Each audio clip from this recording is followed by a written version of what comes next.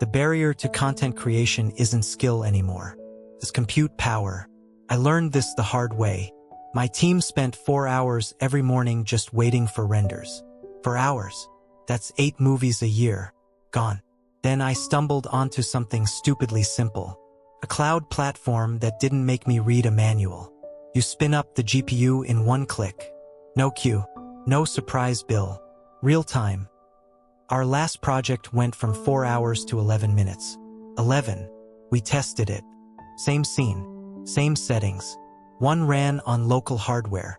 One ran on CogCloud QisuanAI.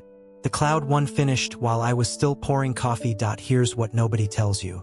When you delete the waiting, you don't just save time. You change what you attempt.